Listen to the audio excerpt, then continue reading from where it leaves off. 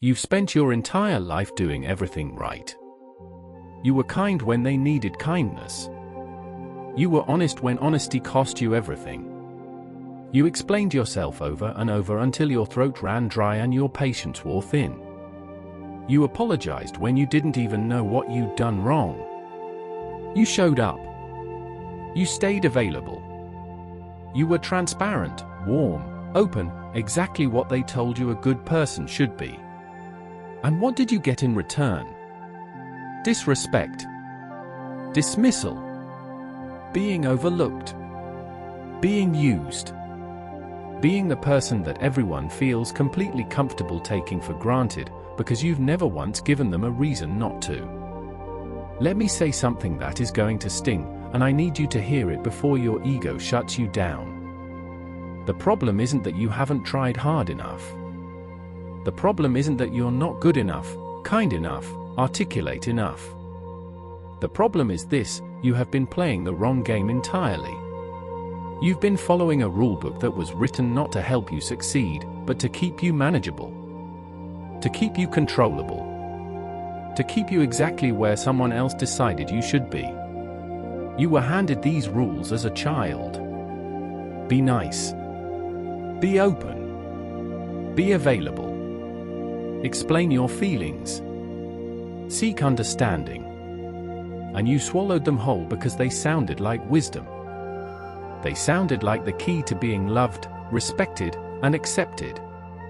But here's what they never told you: those rules describe how to be liked, not how to be respected. And in this world, those two things are not the same. Not even close. You can be the most liked person in the room and have zero power.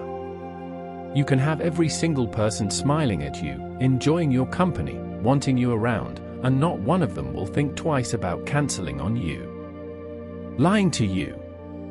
Using you when it's convenient and discarding you when it isn't. Because you've trained them that it's safe to do so. You've taught them through every explanation, every apology, every emotional display, that crossing you costs nothing. Now look at that person in your life, and you know exactly who I'm talking about. The one who barely speaks. The one who never explains themselves. The one who seems slightly cold, slightly distant, always composed, always unreadable. Nobody pushes them around. Nobody takes them for granted. Nobody cancels on them last minute and expects a pass. People choose their words carefully around them. People think twice. People show up. Why? What do they know that you don't? They know the dark truth that Machiavelli wrote about 500 years ago. A truth so uncomfortable that most people refuse to believe it even when they see the evidence with their own eyes every single day. And that truth is this: the world doesn't reward goodness. It rewards perceived strength. It doesn't bow to transparency. It bows to mystery. It doesn't respect people who explain themselves. It respects people it cannot read. Over the next 30 minutes, I am going to break down exactly how this works. Not in theory. In practice. I'm going to show you why your openness is costing you your power. Why your emotional availability is making you a target. Why your need to be understood is the very thing keeping you from being respected. And I am going to show you what to do instead. This is not about becoming cruel. This is not about becoming cold or heartless or mean. This is about understanding the psychology of power so deeply that you can stop being the person who gets walked over and start being the person that nobody ever dares to walk over again. This is about becoming unreadable, becoming unpredictable, becoming the kind of presence that shifts the energy in a room the moment you walk in without saying a single word. This is about learning to say nothing and commanding everything. Are you ready? Because once you see this, there is no going back.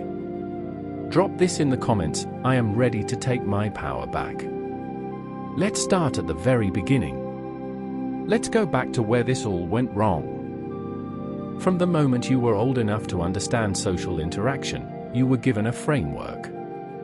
A set of operating instructions for how to move through the world and earn the approval of the people around you.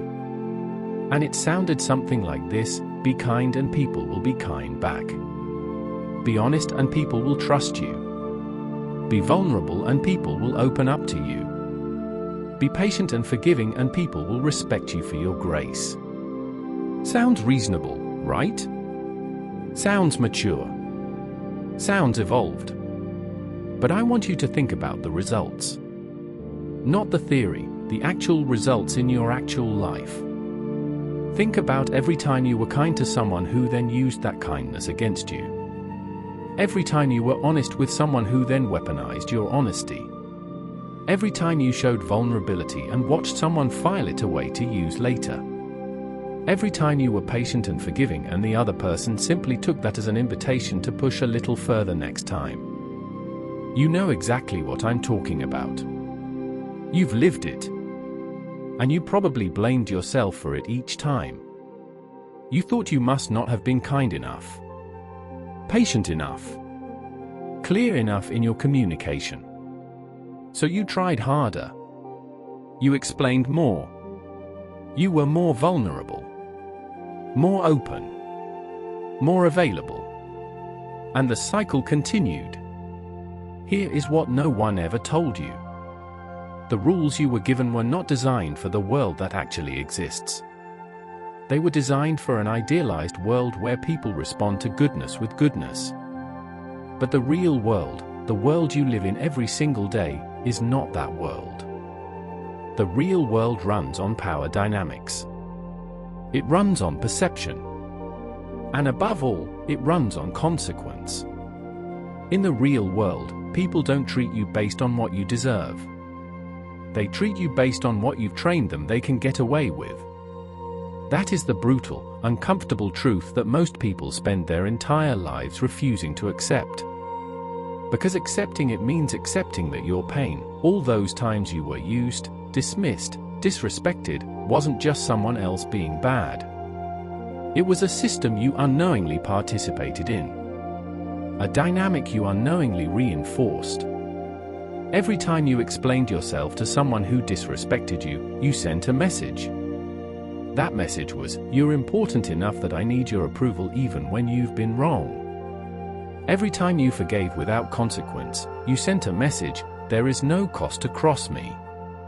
Every time you reacted emotionally when provoked, you sent a message, "Here is exactly how to control me." You weren't being a good person. You were handing people a map of how to take advantage of you. And they used it. Not because they're evil, but because humans are, at their core, deeply strategic creatures. We probe boundaries. We test limits. We expand into whatever space we're given. That's not a flaw, that's human nature. And the question isn't whether people will test you. They will. The question is what they discover when they do. Machiavelli understood this better than almost anyone who has ever put pen to paper on the subject of human nature. He wrote that men judge by what they see, not by what they reason through. They respond to appearances, to the image you project, to the signals you send with your behavior, your silence, your reactions, or your lack of them. Men in general judge more by the eyes than by the hands, for everyone can see but few can touch. Everyone sees what you appear to be, few experience what you really are. Read that again. Everyone sees what you appear to be. Few experience what you really are. Right now, what do you appear to be? What are the signals you're sending every day through your behavior? If you're explaining yourself constantly, you appear uncertain. If you're always emotionally reactive, you appear easy to control. If you're always available, you appear desperate for connection. If you're always forgiving without consequence, you appear without standards. None of these things may be true about who you actually are. But they are what you appear to be. And in the arena of power, that appearance is everything. The lie that has been killing you is that being a good person will make people treat you like one. It won't. What makes people treat you with respect is not your goodness. It's their calculation that disrespecting you comes with a cost they're not willing to pay. And right now, for most people in your life, that cost doesn't exist. You've removed it with your patience, your explanations, your endless emotional availability. Today, that changes. Not by becoming a bad person, but by becoming someone who can no longer be read, predicted, or managed. Someone who understands that power is not given, it is taken. Not through aggression, but through the quiet, steady, unrelenting force of a person who no longer needs anyone's approval to feel secure in who they are. Drop this in the comments, I was lied to, but no more. Let's talk about silence. Real silence. Not the silence of someone who has nothing to say. Not the silence of someone who's afraid. The silence of someone who has chosen. Deliberately. Strategically. Because they understand what most people around them do not, that silence is not the absence of power. Silence is its purest form. We live in a world that is obsessed with words. Everyone is talking. Everyone is posting, sharing, explaining, commenting, reacting, defending, broadcasting. The noise never stops. And in a world that is saturated with words, silence has become almost shockingly rare. Which means that when you choose silence, when you truly master it, you stand out in a way that words never could. Think about what happens in most interactions when something uncomfortable arises. Someone says something cutting. Someone challenges you. Someone disrespects you or pushes your boundaries. What does the average person do? They react. Immediately. They defend themselves, explain their position, justify their actions, express their emotions. They fill the space with words. And in filling that space, they reveal everything about where they are psychologically. They reveal their vulnerabilities, their insecurities, their fears. Now picture something different. The same uncomfortable moment. The same disrespect, the same provocation. And instead of reacting, you simply don't. You let the silence fall. You hold it. You're comfortable in it while everyone else around you starts to squirm. Here is what happens in that person's mind when you don't react the way they expected. First, confusion. They were prepared for your words. They had responses ready. They had a whole strategy for dealing with your reaction, and your silence doesn't fit into that strategy. Their plan collapses instantly. Then anxiety sets in. Because silence creates a void, and humans are wired to fill voids. When you stay silent, they start projecting into that silence. Their imagination takes over. They start wondering, are they angrier than I thought? Did I go too far this time? Are they done with me? Are they planning something? Are they even affected at all, and if not, why not? And the longer you hold that silence, the deeper those questions cut. They start reviewing what they said, second-guessing themselves. The silence becomes a mirror in which they see their own behavior reflected back at them in the worst possible light, because that's what an anxious human imagination does when given no information to work with. It creates catastrophe. You haven't said a single word, and you have already won. There are different kinds of silence, and you need to understand each one. There is the silence of response, what you do when someone provokes you or challenges you. Instead of reacting, you pause. You let the pause extend well beyond comfort. You let them fill it if they want to. You just watch, calm and still, as they reveal more and more about themselves while you reveal nothing. There is the silence of decision. When someone asks why you did something, why you made a certain choice, why things are the way they are, and instead of explaining yourself, you say nothing. Or you say simply, "This is what I decided," and offer nothing more. No justification. No reasoning. No invitation for debate. The decision exists. It stands alone. It doesn't need your words to defend it. There is the silence of withdrawal. When someone crosses a line, and instead of confronting them, lecturing them, arguing with them, you simply remove yourself. Quietly. Completely. Without drama. Without explanation. You disappear from their world and let the absence teach the lesson your words never could. And then there is the deepest silence of all, the silence of your interior world. This is the silence of never letting people see what you are thinking. Never letting your face fully reveal your emotions. Never giving someone access to the machinery of your inner life. Being, on the surface, calm and unreadable no matter what storm might be passing through you underneath. This last one is the hardest. Because we are social creatures. We are wired for connection, wired to share ourselves, wired to seek understanding and to offer it. And there is nothing wrong with that, with the people who have earned access to your real self. But not everyone has. And giving everyone access to your interior world is not connection.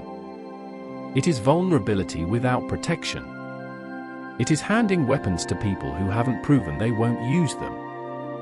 Whosoever desires constant success must change his conduct with the times. But above all, he must never reveal his entire strategy. Think about the most powerful presence you have ever been in the company of. Maybe it was a leader, a mentor, someone you admired or even feared a little. Think about what they had in common. I can almost guarantee that it wasn't that they talked the most. It wasn't that they explained the most. It was the opposite. They spoke less than everyone else in the room. When they did speak, every word carried weight precisely because they didn't waste words. And when they were silent, that silence was louder than most people's shouting. That is what you are working toward. Not the silence of someone with nothing to say. The silence of someone who has chosen not to say it yet. The silence of someone who is listening, watching, processing, gathering information while giving none. The silence of someone who understands that every word spoken is a card revealed, and that the player with the most hidden cards controls the game. Silence is your new weapon. It requires no strength training. No special talent. No particular intelligence. It requires only the discipline to resist the urge to fill space with your voice. The discipline to be comfortable while others are uncomfortable. The discipline to let your presence speak the words your mouth refuses to utter. Practice this. The next time someone provokes you or questions you or tries to get a reaction out of you, say nothing. Look at them calmly. Let the silence sit. Let them watch you not react and wonder what that means. Let them feel the weight of your stillness. Because that weight, that unreadable stillness, is the beginning of something they will think about long after the conversation is over. It is the beginning of your power. Drop this in the comments: my silence is my power. If silence is your weapon in the moment, absence is your weapon across time. And it may be the most powerful psychological tool available to any human being who understands how to use it. Here is something that most people get completely backwards. They believe that being present, available, constant, that this is what makes people value them. They think that the more access they give, the more someone will appreciate that access. So they answer every message. They show up every time. They're always there, always warm, always available, always ready. And what happens? The person on the other side stops noticing. They stop appreciating. Because human beings are wired to take for granted the things they know will always be there. We don't think about oxygen until we can't breathe. We don't appreciate water until we're thirsty. And we don't appreciate a person who is always, unfailingly, unconditionally available, because availability without conditions has no perceived value. Scarcity creates value. This is not a theory. This is one of the most well-documented principles in human psychology.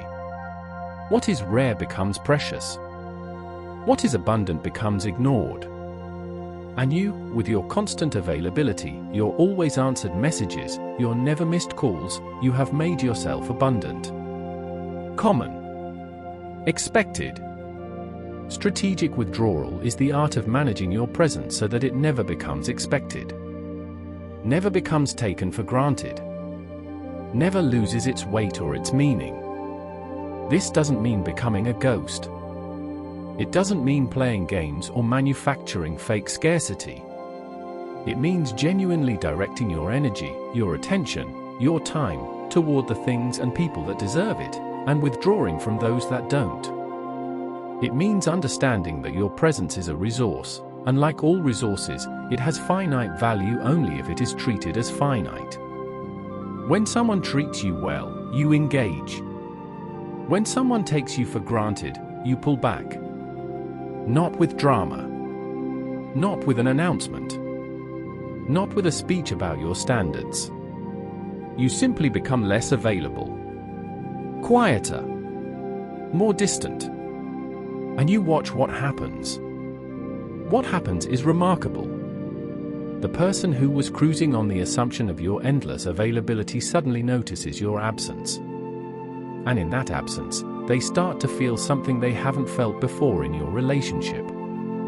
Something closer to what you deserve from them. Loss.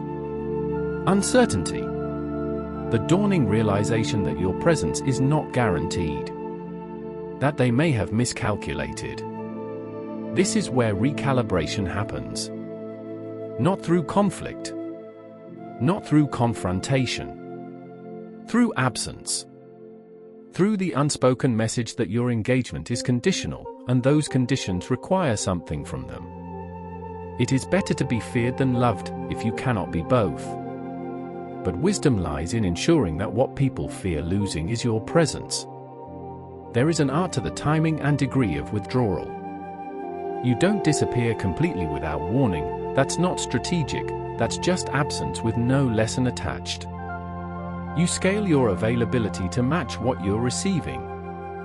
When someone elevates their treatment of you, you reward that with your presence. When they diminish it, you quietly dial back your engagement. They may not consciously recognize what is happening, but they will feel it. And they will adjust.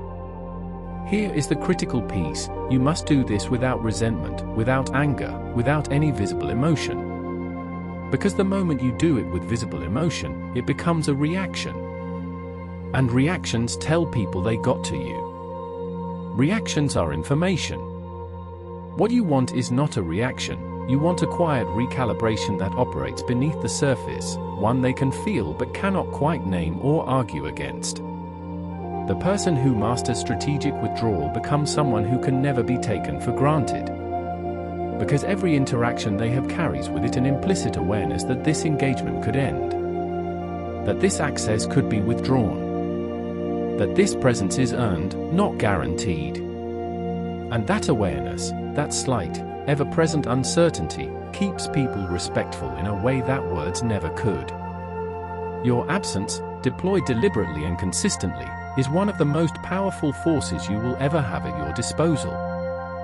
Use it without hesitation. Use it without guilt. Because the alternative, being endlessly present to people who don't value your presence, isn't generosity. It's self-abandonment. You are not obligated to be available to everyone all the time. You are not obligated to respond instantly. You are not obligated to show up when you haven't been shown up for. And the moment you internalize this, the moment you truly stop feeling guilty for withdrawing your presence from those who don't deserve it, your entire social world will begin to shift. Become the presence people reach for, not the presence they rely on without thinking. There is a profound difference between the two. And that difference is the distance between being valued and being used. Drop this in the comments. My presence is a privilege, not a guarantee. Let's talk about something you do every single day without realizing the damage it causes. Something that feels so natural, so reasonable, so mature, that questioning it will feel wrong at first. But I need you to question it. Because it is costing you more power than almost anything else you do. You explain yourself constantly. Someone questions your decision and immediately you're in explanation mode. Someone doubts your judgment and you're listing your reasons. Someone challenges your choice and you're defending your logic point by point, building your case, trying to make them understand. You think you're communicating. You think you're being reasonable. You think this is what adults do. But here is what you're actually doing. Every time you explain yourself, especially to someone who challenged you, who doubted you, who didn't respect you, you are telling them something. You're telling them, your opinion is important enough to me that I need to justify my existence to you. You're signaling that their approval matters. That their understanding is required for you to feel okay about your own choices. That you are, in some fundamental way, seeking their validation. And people who seek validation get none. That's the iron rule of psychological dynamics. The moment you reveal that you need someone's approval, their approval becomes worthless, because now it's just them giving you what you asked for, not them genuinely granting you respect. Real respect is never asked for. It's commanded. And you cannot command what you beg for. Think about the last time you over-explained yourself. Think about how it played out. You laid out your reasons. You were thorough, fair, articulate. And did the other person suddenly say, you know what, you're absolutely right, I completely understand, I respect your decision? Or did they push harder? Did the explanation become an invitation for more questions, more challenges, more pressure? Did you feel more respected by the end of it, or less? You already know the answer. Because over-explaining doesn't create respect. It invites attack. Every reason you offer is a point they can argue against. Every justification is an opening they can probe. Every explanation is evidence that if they keep pushing, you'll keep defending, and if they can get you defensive enough, eventually you'll fold. They've learned this about you, whether consciously or not. And they use it. Now think about the alternative. Someone questions your decision. And you say, simply, this is what I've decided. Full stop. No reasons offered.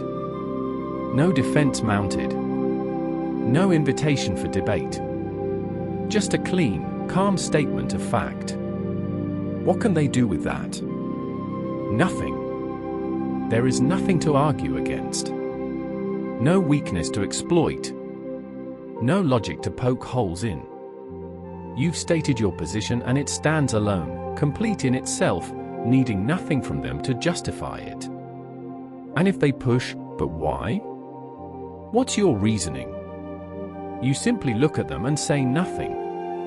Or you repeat, just as calmly, I've decided. And go quiet. This does two things simultaneously. First, it positions you as someone whose decisions don't require external validation to be valid. And second, it transfers the discomfort entirely to them. They're now the one sitting in the tension of an unanswered question. They're the one who has to decide what to do with a wall they cannot reason through. You have given them nothing to work with, and that is precisely the point. Never put yourself in a position where you have to explain yourself. Let your actions speak so clearly that your silence becomes a statement. There is a direct relationship between the frequency of your explanations and people's perception of your authority. Leaders who explain every decision are seen as uncertain. Leaders who decide and move forward are seen as strong. This isn't just politics or business, it operates in every relationship, every social group, every interaction you have. When you stop explaining, something interesting happens. First, people test it. They push a little harder, ask a little more insistently, push for the reasoning they've come to expect. Hold your ground. Give them nothing. And slowly, the dynamic shifts. They stop pushing. Not because they've given up, but because they've recalibrated their understanding of who you are. They've updated their model of you from someone I can pressure into justifying themselves to someone whose decisions are final. That recalibration is everything. It's the moment they start treating your word as worth something. The moment they stop testing your boundaries because they've learned that boundaries are real. The moment they begin to experience you as someone who operates from a position of inner certainty, someone who doesn't need them to agree because they've already agreed with themselves. This is self-validation. The ability to sanction your own choices, trust your own judgment, and move forward without needing a committee of approval around you. And it is one of the rarest, most powerful qualities a human being can possess. People can feel it immediately. They can feel the difference between someone who needs to be understood and someone who is comfortable being misunderstood. Become the latter. Stop explaining. State your position. Hold your silence. Let your decision stand. And watch the weight of your words, the few words you do choose to speak, multiply tenfold. Drop this in the comments. I owe no one an explanation. Now we go deeper. Because everything we've covered so far, silence, withdrawal, refusing to explain, it can all be undermined by one thing. By becoming predictably cold, predictably distant, predictably withholding. Because here's the thing about predictability, it doesn't matter what you're predictable about. Predictability itself is the vulnerability. The moment someone can anticipate how you'll behave, whether you'll be warm or cold, whether you'll engage or withdraw, whether you'll forgive or cut them off, the moment they can predict that, they can prepare for it. Work around it. And ultimately, control you. True power is not consistency in behavior. True power is consistency in values while remaining completely unpredictable in behavior. Let me explain what this means in practice. You have standards. You have lines that, when crossed, trigger real consequences. Those standards never change. Anyone who has been around you long enough begins to understand, at least faintly, that certain things are not acceptable to you. That is your consistent core. That is what earns respect. But how you respond to things that approach those standards, that's where you become unpredictable. Sometimes you engage with something that pushes your limits and let it go. Other times, the exact same behavior from the exact same person gets them cut off completely. To them, it looks random. To you, it's not random at all, it's based on a complex calculation of who this person is to you, what the history is, what the broader context means, what you sense about their intentions. Your internal logic is crystal clear. But you never reveal it. This creates something remarkable in the people around you. A permanent state of measured alertness. They never know, with complete certainty, how you'll respond. They know your general values, but they don't know your thresholds, your timing, your triggers. And because they don't know, they stay careful.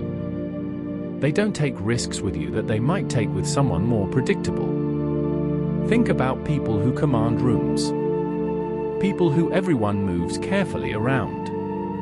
They're often not the loudest or the most aggressive. They're the most unpredictable. The ones you can never quite get a clean read on. The ones you've watched go from warm to ice cold in a single moment over something you didn't even notice. That unpredictability is not instability. It is a carefully maintained mystery that keeps everyone at a respectful distance. The prince who relies entirely on fortune is destroyed when fortune changes. The prince who adapts, who becomes different things to different moments, survives everything. Here is how you implement this without it becoming psychological instability or cruelty. You do not randomly change your treatment of people for no internal reason. You do not go cold on someone for the pleasure of watching them squirm. You do not create anxiety in people you care about just to feel powerful. You simply stop performing emotional consistency for other people's comfort. You stop regulating your engagement based on what someone expects from you. You stop being warm just because yesterday you were warm. You stop being forgiving just because last time you forgave. You respond to the present moment, your actual emotional state, your actual read on the situation, your actual assessment of what's being offered to you, and you do so without explaining the shift to anyone. Sometimes you'll be unexpectedly generous. Sometimes you'll be unexpectedly cool. Sometimes you'll engage deeply with something someone says. Other times you'll barely acknowledge it. And they will never quite know why, and that wondering is what keeps them present to the interaction with you. When someone asks why you're different today, you don't answer. Or you say something vague and true, "I'm just in a certain headspace." And you leave it there. No elaboration. Let them make what they will of it. The goal is not to make people anxious. The goal is to make yourself genuinely impossible to fully map. To be someone who always has a room in their house that no one else has access to. That inaccessibility is fascinating to the human psyche. We are drawn to what we cannot fully understand. We are captivated by what we cannot predict. And we treat what we cannot predict with a natural, instinctive caution that looks an awful lot like respect. Become that. The person people always feel they're still discovering. The person who surprises them just when they thought they had you figured out. The person who moves in a way that nobody else can quite anticipate. That is where power lives. Not in the loud, the obvious, the transparent. In the depths. In the mystery. In the quiet, unreadable space that you protect so carefully that it becomes the most intriguing thing about you. Drop this in the comments. I am unpredictably powerful. We have been talking about what you don't do, what you don't say, how you don't react. And all of that is real and powerful. But there is another dimension of this that we haven't touched yet. It's the question of what you do instead. Because the goal is not emptiness. The goal is not the absence of power. The goal is the presence of a different kind of power. One that operates without words. One that works through energy, atmosphere, intention. I call this the shadow effect. The ability to control a room, a relationship, a dynamic, not through what you say or do overtly, but through the weight of your presence alone. The way you occupy space. The energy you carry into every environment. The subtle, invisible frequency you transmit that tells people, before you've opened your mouth, this is someone different. This is someone to take seriously. You've felt this before, even if you didn't know how to name it. You've walked into a room and felt someone's presence before you looked at them. You've sensed a shift in the atmosphere when a certain person entered or left. You've been in conversations where you felt, instinctively, that one person was in control, not because they said the most or spoke the loudest, but because something about the way they were being commanded by everyone around them. That is presence. And presence is not accidental. It is cultivated. The first component of powerful presence is complete physical stillness. Most people are in constant motion without realizing it, fidgeting, shifting, touching their face, crossing and uncrossing their arms, adjusting their posture. All of this movement signals nervous energy. It signals discomfort with stillness. And discomfort with stillness signals discomfort with silence, which signals, at the deepest level, a need for things to keep moving, keep progressing, keep being filled. A need for things to be okay. Powerful people are still. They can sit in a moment that is tense, uncomfortable, or ambiguous, and not physically react to it. Their hands stay still. Their faces stay composed.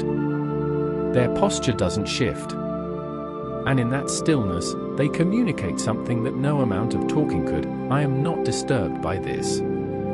I am not threatened by this. I am not in a hurry to resolve this. I am fine, exactly as I am, at this exact moment.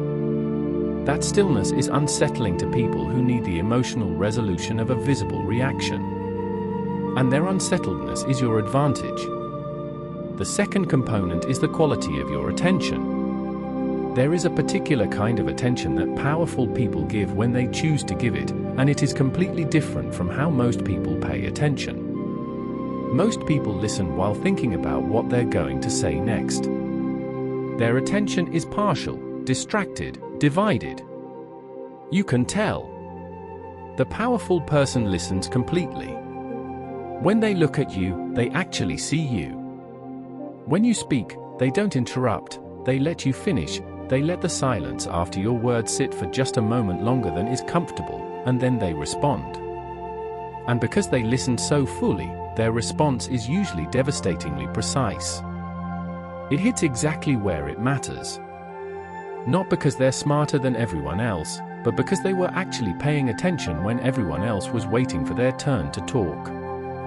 The first method for estimating the intelligence of a ruler is to look at the men he has around him. A true leader is known by his ability to observe without revealing what he has observed. The third component is economic speech. When you do speak, and you speak less now than you used to, every word carries the weight of what you didn't say before it. The words you choose to use, after all the words you chose not to use, land differently. They carry authority. They have gravity.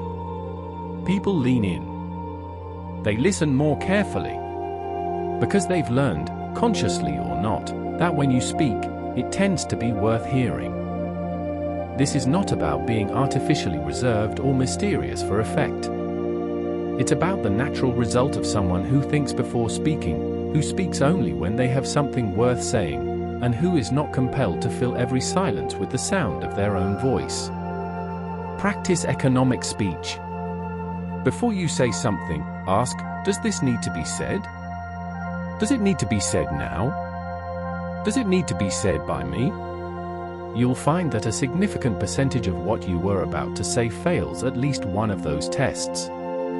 And saying less, thoughtfully, intentionally, with precision, will rapidly change how people receive you. The shadow effect is the result of combining these elements: physical stillness, complete attention, and economic speech, all wrapped in the emotional composure and silence we've already discussed. The result is a presence that occupies more psychological space than it occupies physical space. A person who says little but somehow seems to be everywhere in a room. Whose silence fills corners.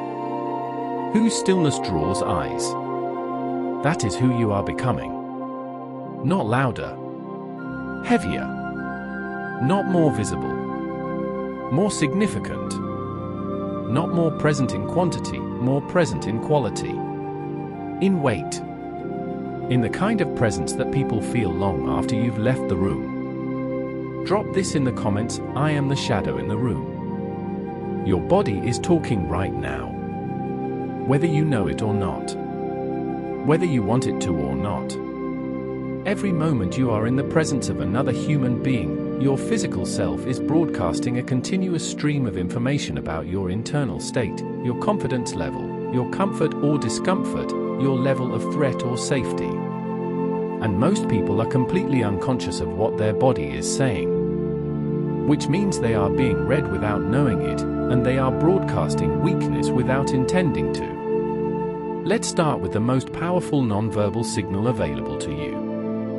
The one that people rarely talk about in the depth it deserves. Eye contact. Most people are terrible at eye contact. Either they overdo it, staring in a way that becomes aggressive or unsettling, or they avoid it, looking away constantly, especially in uncomfortable moments. Looking away when challenged. Looking away when disrespected. looking down when someone raises their voice. And every one of those avoidances is a surrender. A tiny, visible signal that says, "You've gotten to me. You've made me uncomfortable. I am not okay at this moment." The predator's gaze is neither of these. It's not the aggressive, unblinking stare of someone trying to intimidate through sheer intensity. It is calm, steady, deeply comfortable contact. The kind of eye contact that comes from someone who has nothing to prove and nothing to hide and is therefore completely unafraid to look at you fully and hold that gaze without flinching. This kind of eye contact does something remarkable to the person receiving it. It makes them feel seen, but also slightly exposed. Because when someone holds your gaze that calmly, that completely, without nervousness, without aggression, without looking away, it creates a slight pressure on the person being looked at. An instinctive sense that this person sees more than they're saying. That this person is reading something. And that awareness, that sense of being observed by someone unreadable, is psychologically significant. Practice this. When someone speaks to you, give them your full gaze. When someone disrespects you, look at them, not with anger, with absolute calm, and hold the contact 3 beats longer than is comfortable. Don't look away first. Not out of stubbornness, but out of genuine ease. Let them feel your steadiness. Let them feel the weight of your unperturbed attention. The lion does not concern himself with the opinion of sheep. And the lion does not look away first. Beyond the eyes, your posture carries enormous weight. There is a particular physical signature that humans read as powerful, and it's not what most people think. It's not big. It's not wide. It's not aggressive. It's slow and settled and grounded. The powerful person moves slowly, not lazily, but deliberately. As if they are not in a hurry. As if the world will wait for them, rather than them rushing to catch up with the world. They take up space naturally, not by spreading out deliberately, but by not compressing themselves to accommodate the discomfort of others. They sit without hunching. They stand without leaning. They occupy their space as if they have a right to it, because they have long since accepted that they do. When someone challenges or disrespects them physically, raises their voice, gets closer than comfortable, tries to crowd their space, the powerful person does not step back. Do not lean away. Does not shrink. They hold their ground. Physically. Calmly. Without aggression, but without retreat. And the person who stepped forward almost always steps back. Your voice is also a physical instrument of power. The people who command the most attention speak at a slightly slower pace than average. Lower in register. With deliberate pauses that other speakers would rush through. And crucially, they do not raise their voice to be heard. If anything, in moments of tension, they lower it. Because a lowered voice in a heated moment requires the other person to lean in and listen more carefully. It signals control. It signals that this person does not need volume to make their point, and that signal alone commands attention. Put all of this together, the calm gaze, the grounded posture, the slow deliberate movement, the measured voice, and you have the physical signature of someone who doesn't need anything from the room. Someone who arrived already complete. Someone who is not here to perform or to seek or to prove. Just here. Present. Unshakable. That physical presence, combined with everything else we've discussed, creates something in the people around you that you will begin to notice almost immediately. A subtle shift. A slight recalibration of how they engage with you. More careful. More attentive. More respectful, without you having said a word about respect, without you having demanded anything. Just through the way you inhabit your body and your space. Your body has always been telling a story. Make sure, from now on, it's the right one. Drop this in the comments: my presence commands respect before I speak. We need to have an honest conversation about something most people are not willing to face. Because it goes against everything we were taught. Everything we feel. Everything that, on a human level, still pulls at us. Being liked feels good. Being liked is comfortable. Being liked means people want you around, include you, smile at you, speak well of you behind your back. There's warmth in it. There's a connection in it. And for many of us, being liked has been the primary currency we've traded in our entire social lives. We've shaped our behavior, softened our edges, swallowed our truth and our standards, all in service of maintaining that warmth. That feeling of being wanted. But likability has a price. And that price is power. The most liked person in any group is rarely the most respected. They're usually the most accommodating, the most available, the most forgiving, the most eager to smooth things over and make everyone comfortable. They've become, often without realizing it, the lubricant of the social machine. The person who makes everything easier for everyone else. And people appreciate that. They do. But appreciation is not respect. And nice is not powerful. Here is what the person optimizing for being liked has actually trained the people around them to believe: that their good treatment is unconditional, that their forgiveness is reliable, that their presence is guaranteed, that there are no real consequences for any behavior because this person will adjust, absorb, forgive, and show back up anyway. Because they always do. Because being liked requires it. That belief, the belief that you will always adjust and absorb, is the foundation of being taken for granted. It is the reason why the kindest, most giving, most emotionally available people in any group tend to get the least consideration. Not because people don't value them, but because people don't fear losing them. Think about the people who are truly respected in your life. Not just liked, respected. Treated carefully. Given consideration without having to ask for it. I want you to think about whether those people are the most accommodating. Whether they're the ones who absorb the most, forgive the quickest, adjust the most readily to everyone else's comfort. Almost certainly, they are not. They're the ones with edges. With standards that don't bend. With a quiet but unmistakable sense that there are things they will not tolerate, and that if you push past those things, you will lose them. Not through drama. Not through a big confrontation. You will simply find that they are no longer there. That quality, the quality of someone who will genuinely walk away, is the source of almost all real respect in interpersonal dynamics. And it is fundamentally incompatible with the relentless pursuit of being liked. It is impossible to live pleasurably without living prudently, honorably, and justly.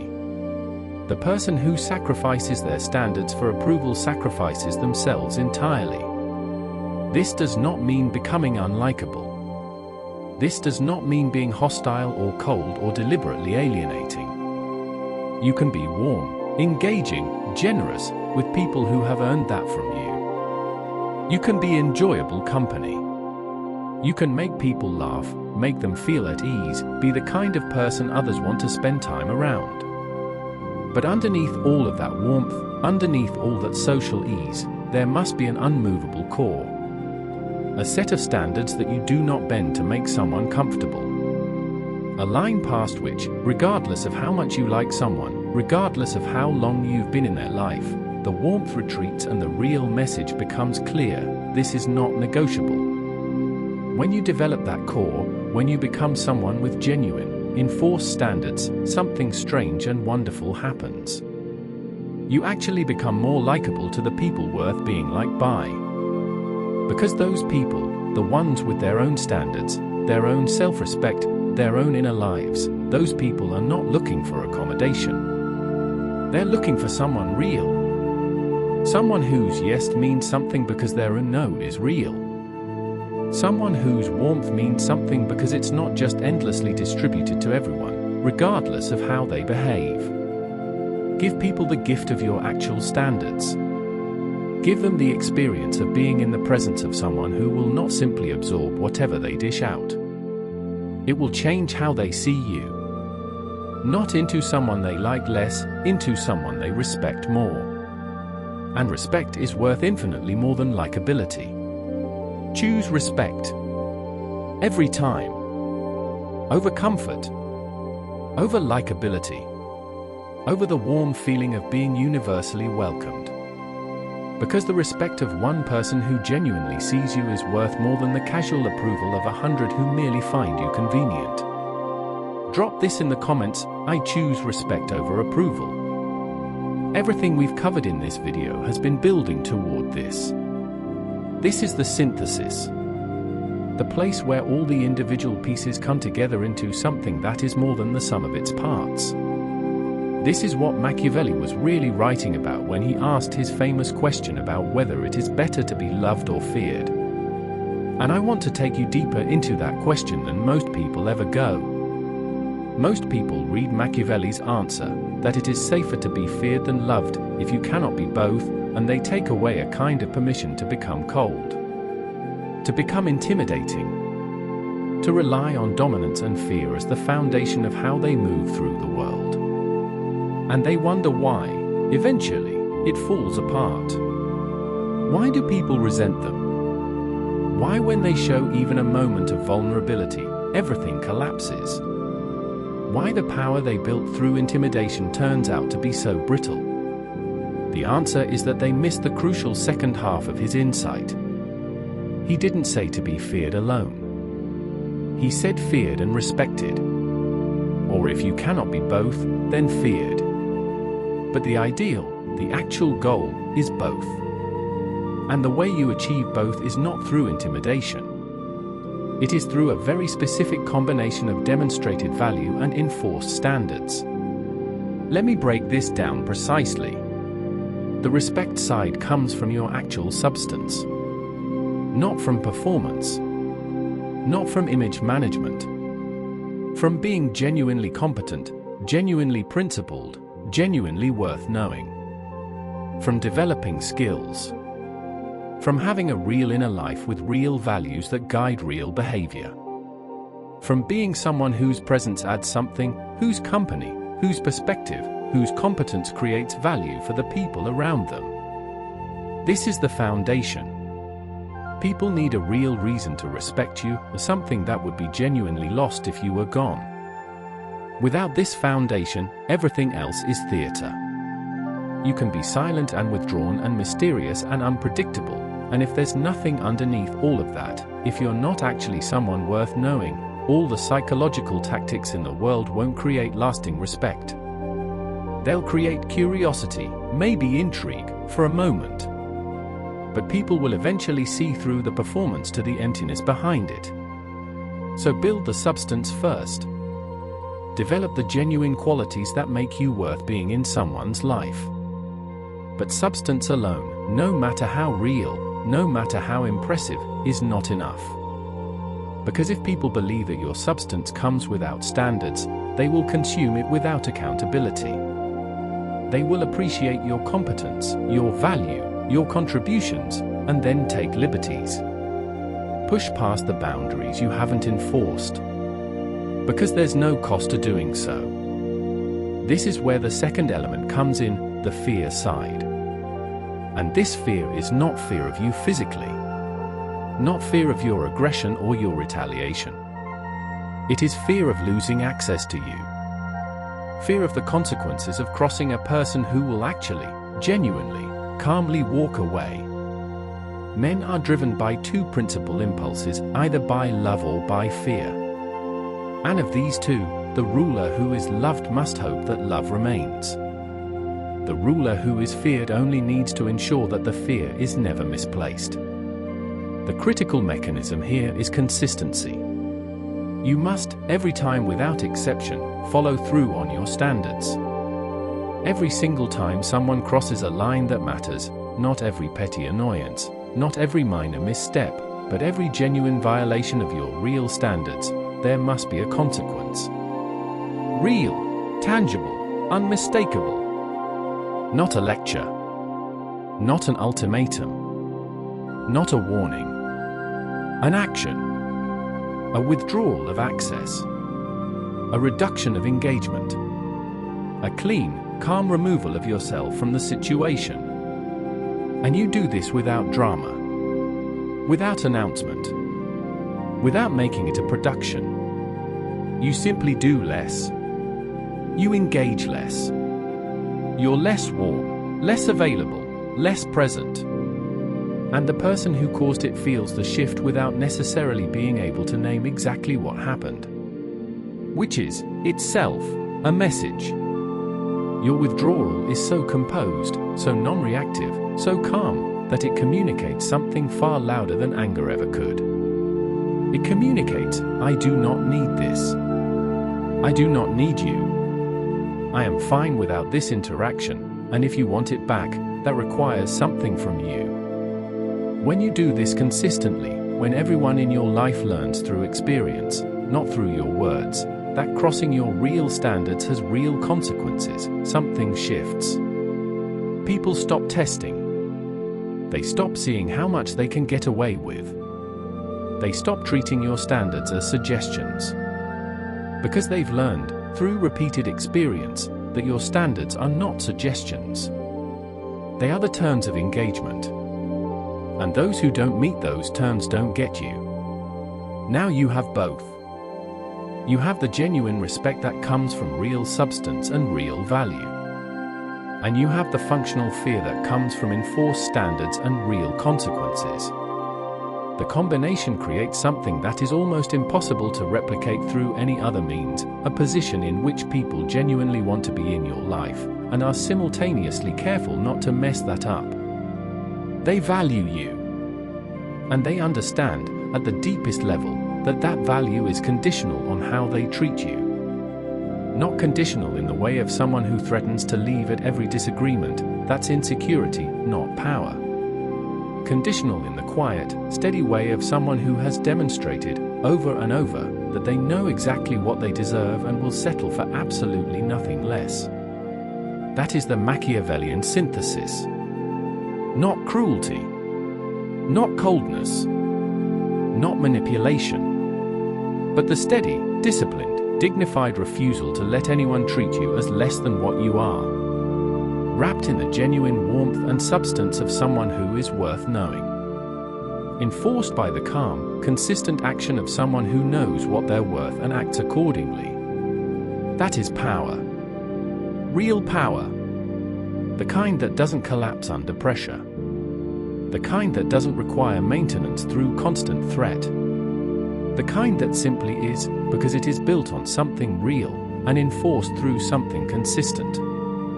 Drop this in the comments. I am both feared and respected. I am the balance. We've covered a lot of ground. And I want to take the last few minutes of this to bring it all together. Not as a list of techniques, but as a vision. A portrait of the person you are becoming through all of this.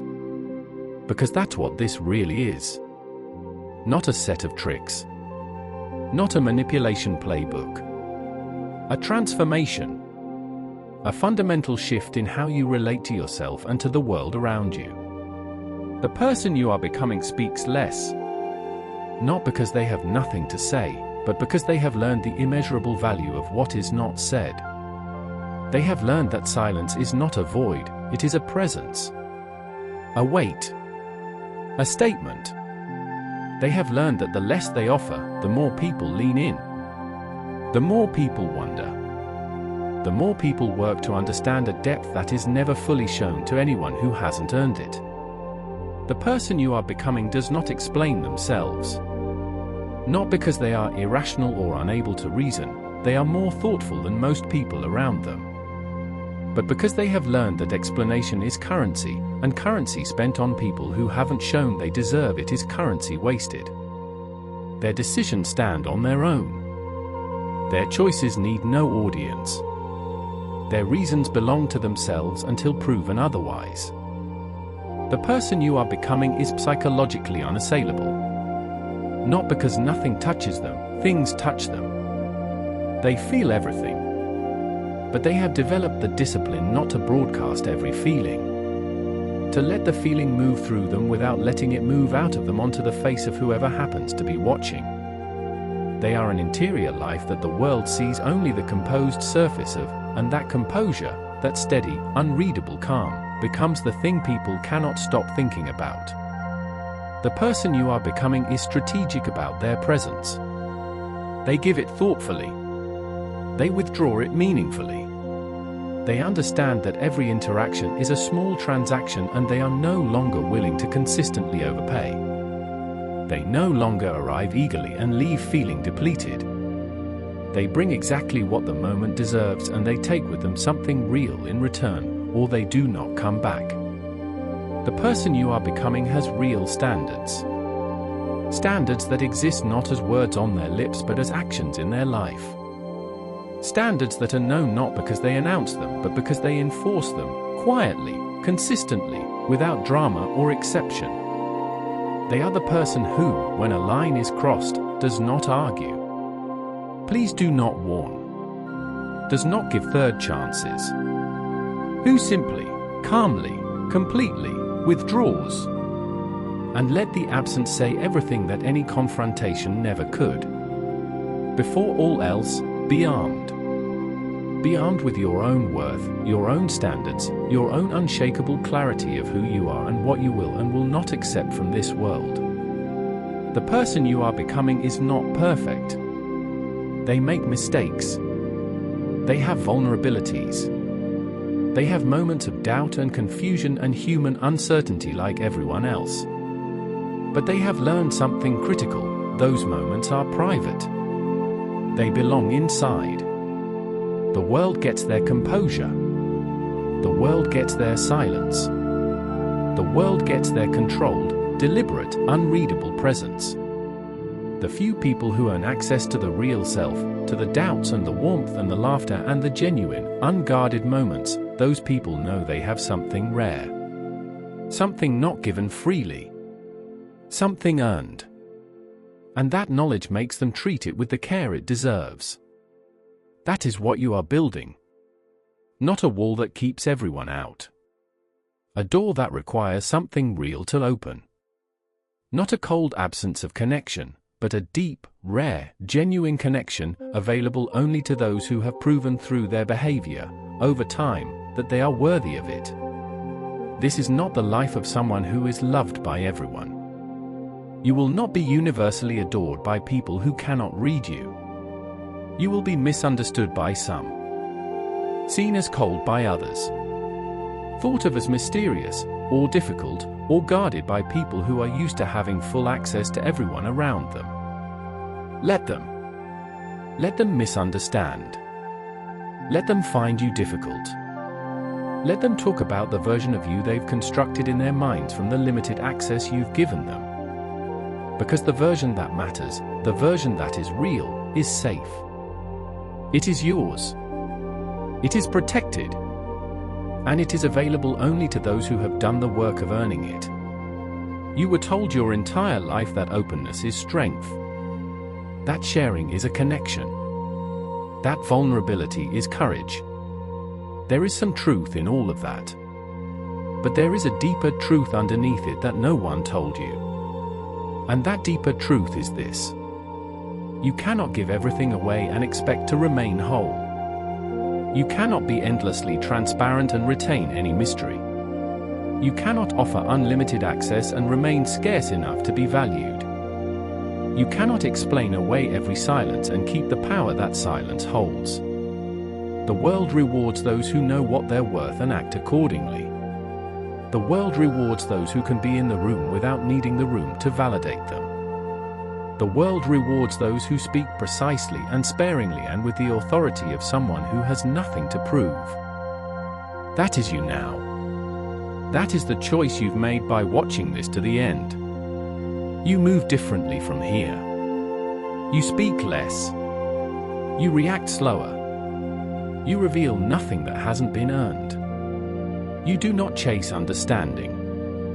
You do not beg for respect. You let your silence do the work. You let your absence teach the lesson. You let your calm, steady, unreadable presence say everything that your words no longer need to. Not because you are cruel. Not because you are cold. Not because you have stopped caring about the people in your life or the world around you. But because you finally, truly understand something that most people spend their entire lives missing. You are not here to be consumed. You are not here to be read like an open book. You are not here to be managed, controlled, predicted, or taken for granted. You are here to command. And from this moment forward, you do. Remember this. The loud are noticed. The emotions are used. The transparent are exploited. The predictable are controlled. But the unreadable, they are respected. The silent, they are feared. And those who are both, they are never, ever forgotten. Say nothing. And command everything. Drop this in the comments. I move in silence. I command respect. I am the power in the room. If this hits you, or not just intellectually, but in the place where you know things are true before you can explain why, then subscribe. Because we're just getting started.